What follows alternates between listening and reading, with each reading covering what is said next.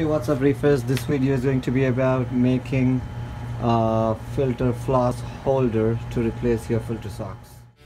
So what you need is an old filter socks that you are not using. You need to use the ring because this is the ring that will fit into the hole previously used for your filter sock. We are going to cut the sock and use the ring. Also, we are going to cut that plastic piece inside, in the center that you see.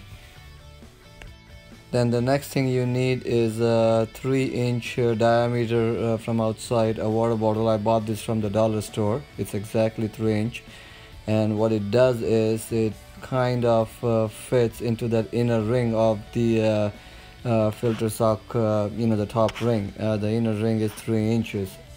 So once it's completed, this is how it will look like after drilling all the holes for the water to trickle through. And you will attach the top ring using the tie wraps. You can even use the glue, but I think the tie wrap is much more stronger. So after you have cut the sock off of the filter ring, you need to then take off the remaining part of the top filter sock. You gotta be careful taking this thing off. You don't want to cut the inner side of the ring. So here you can see how I'm removing the remaining part of the filter sock from the ring, keeping in the inner ring as intact as possible. Now sometimes you might have a hard time taking this part off because of the threading, so you could use a knife or a Sharpie and take just pry those threads off, then they eventually come out. Just be extra careful using any sharp object.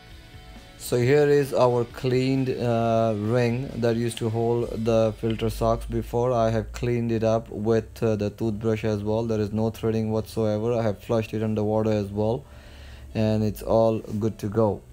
The next thing you need to do is cut off that inner plastic piece of the ring so that the ring is all cleaned up. As you can see, I have cut that plastic piece, and I'll show you guys why we need to cut it, because it won't otherwise go on top from the top of the bottle.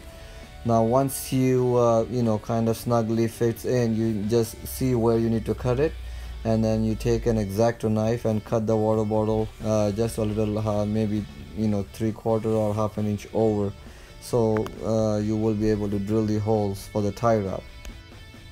So here is the piece that you need to cut, which is inside the ring, so that the bottle can go through the ring.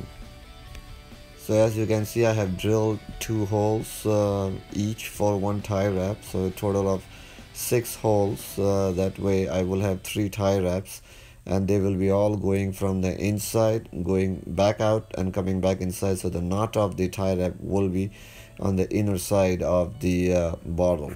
And this is how you secure the bottle to the ring. Be extra careful when you drill this hole, because you do not want to cut through the top edge of the bottle, otherwise that hole is not going to be useful. So go very slow on your drill, or you could just use a small scissor and just go gently. It's just a plastic material, so you should be able to go through it very easily.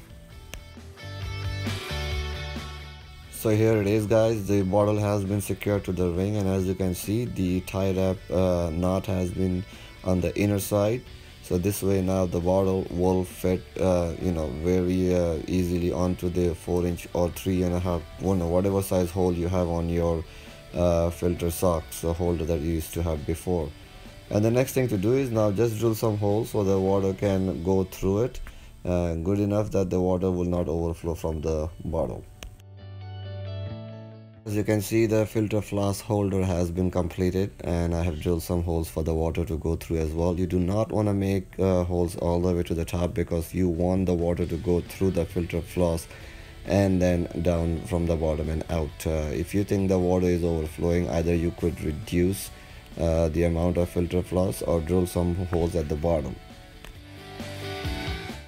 So let's go ahead and install our filter floss holder, and here you will see why I was insisting on having those knots, the tie wrap knots on the inner side. This way the ring will snugly fit into that hole, and the water will pass through from the bottle. Also, for those of you who might be thinking that what if the water overflows, the baffle between my filter floss and the skimmer section is 1.5 inches lower than the top rim of the aquarium, so even if it overflows, the water will just go directly into my skimmer section and down to my refugium, so there is no chance of overflowing. I'm very happy with this installation.